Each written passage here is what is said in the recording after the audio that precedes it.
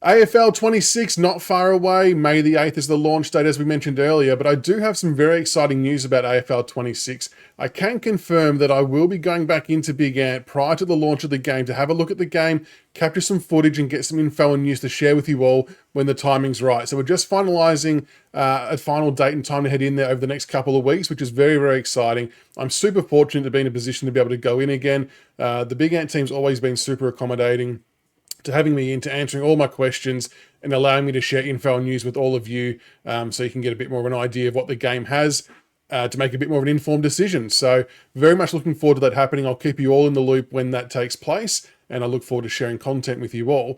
But the purpose for today's video is on the back of confirming I'm able to go in there.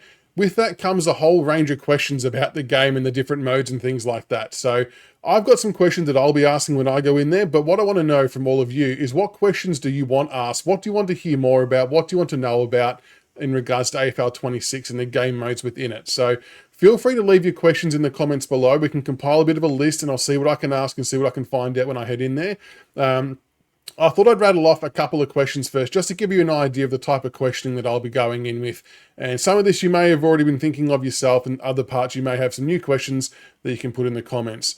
Before I rattle off the questions, I do want to say that, so this game, AFL26, I heard about this happening when I was last in there before Pro Teams launch, which was about 8 months ago. So I don't know at what point of development they were at that moment in time when I was in there. But what it does seem like is this has been in the works for a little while. So it's not like it's something that's popped up in the last 3 or 4 months. I have seen a few people concerned that they feel like it's been rushed just because it's just been announced and the game's dropping soon. But it's been in the works and something they've been working on for a while by the sounds of it, given that it was mentioned 8 months ago. So yeah, I feel confident in that they've already been doing other stuff behind the scenes to get this ready for, to come out cleanly. So just wanted to give context on that.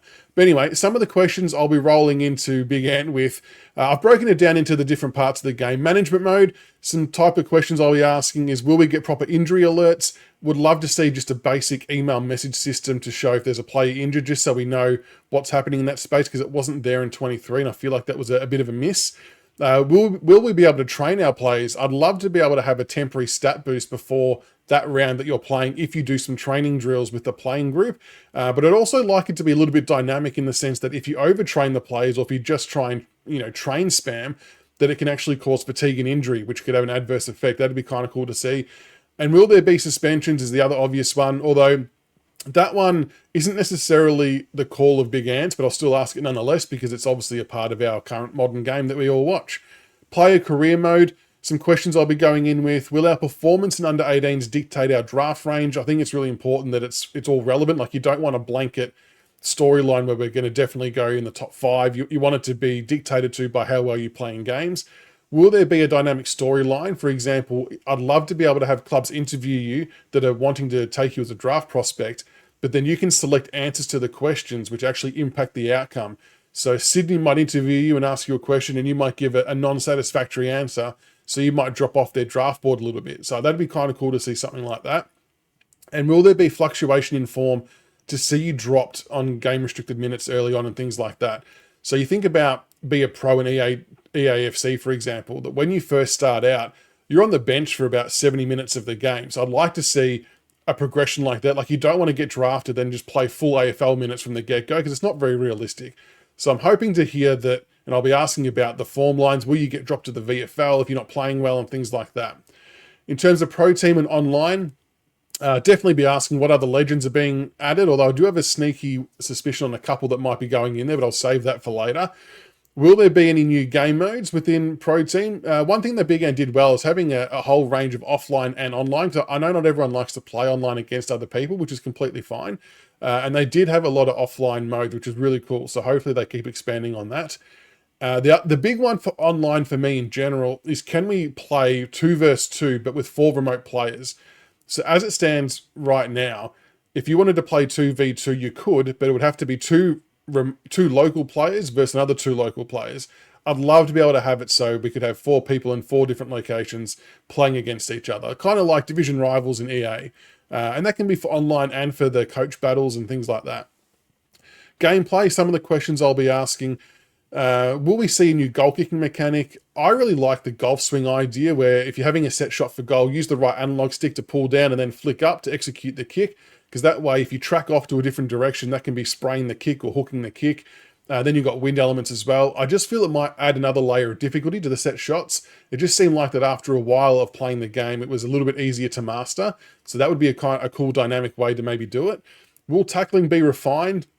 More so less teleports. It felt like, as we all kind of feel and saw, it's like there was a radius around the play with the ball, and if a defensive player got close to that, they'd just latch on. So I know they've always been refining and working on that, so hopefully more work's gone into it. And I've heard that gang tackles could be a thing as well, which will be really interesting. Will there be new tactics? I really like the tactics they've got in there, especially the kick-out ones. I'm a big fan of the huddle, bit of an old school guy, but I'd love to see something to do with maybe putting a spare man behind the ball, a tagger, something like that would be interesting to see as well. Will auto interchange be tweaked? I mentioned this on an initial video. The auto interchange worked, but what I was finding is that it wasn't accurate in terms of the player positioning. So I might have Nankervis go off the ground and Ryan Mansell come on, but it would put Ryan Mansell into the ruck, where it should kind of shuffle things around to put my next tallest player in the ruck, if that makes sense. And that kind of forced me to turn auto interchange off. So I'd love to see that fixed so that it would be a bit more accurate. And will we see bumps / jostling? I've had this conversation with BigAnt a few times. I'm almost certain it wasn't in the game. They tell me it was in 23. I'll take their word for it. But I just never saw it. And when I talk about bumps and jostling, my mind goes back to some of the earlier games where if you're running to a one-on-one, if you're running to a loose ball, next to an opponent, that you could flick the right stick and bump them out the way to get access to the ball first. That's what I want to see in the game. And maybe it's dynamic in the sense that there's a risk versus reward element. If you bump, you might give away a high free kick. You might get suspended if that's in the game. You might cause injury if that's in the game. And same with jostling. If you're in a one-on-one marking contest, you were able to kind of jostle just before the ball landed on your head to get better position to mark the ball. That's kind of like what I was hoping to see when I think about bumps and jostling. But yeah, that's some of the questions I'll be asking. So across all of those different modes, there's some examples of questions I'll be asking when going into BigAnt. But it's over to you guys now. Let me know in the comments below, what questions would you like asked when I go head into BigAnt to check out the game, and we'll put a list together. I'll ask as many as I can, and we'll see what answers we can get that I can come back to you with. But I'm really looking forward to coming back with some information, hopefully some screen grabs and some in-game footage that we can share with you all.